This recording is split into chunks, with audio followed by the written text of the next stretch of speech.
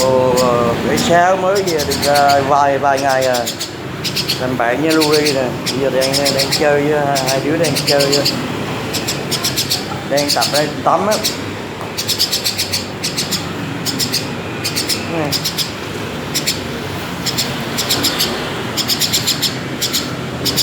Hai đứa đang tắm á, chơi tắm á.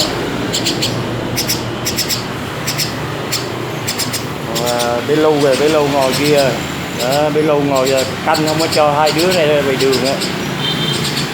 Bé Lu ngồi đó canh nữa, đứa nào ra đường là nó đem đi vô.